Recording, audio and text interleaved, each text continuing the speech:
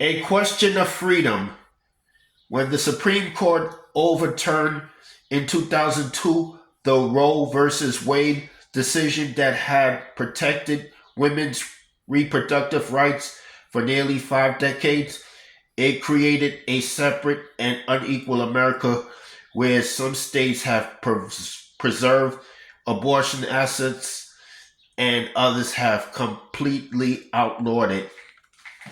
The repercussions of this disastrous ruling continue to be felt nearly 2 years later. An Indiana doctor, for instance, was charged for providing a 10-year-old Ohio rape victim with abortion pills because otherwise she would be forced to carry her attacker's child to term.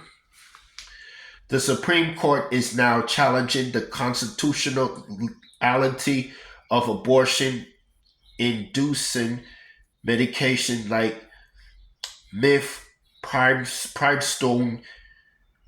Judges in Alabama briefly outlawed in vitro fertilization because the process leads to excess production of embryos that may wind up being destroyed, and the judges consider embryos to be living beings. Pulling the Roe versus Wade rug out from under the women of America has caused chaos when it comes to ensuring that all American women are treated equally and endowed with the right to determine their own reproductive care.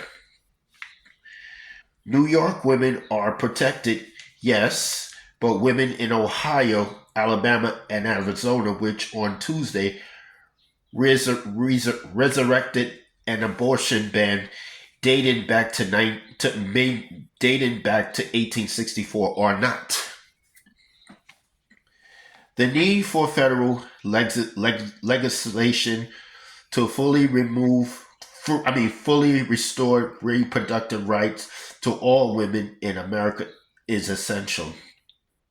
However, the Republican frontrunner for President Donald Trump wants to leave this critical issue to the states, a position that angered even his most ardent far-right supporters who desire a full federal abortion ban that would obliterate women's rights in every state, including New York.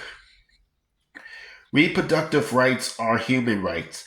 This is a matter of literal life and death, and a mother's life is as precious as any.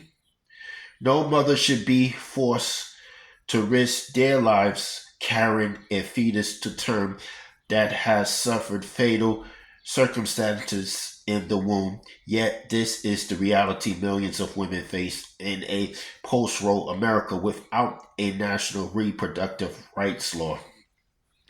New York's elected officials of all stripes must recognize this horrific situation for what it is and take a stand. We implored two Republican lawmakers representing the Empire State to take a stand and protect the freedom of women from having government control their bodies. Because that is the essential question of reproductive rights, freedom. A national reproductive rights law that ensures women to make their own personal health decisions preserves freedom. A law that forces women into accepting personal health decisions against their will destroys freedom. That's all I have to say for this video.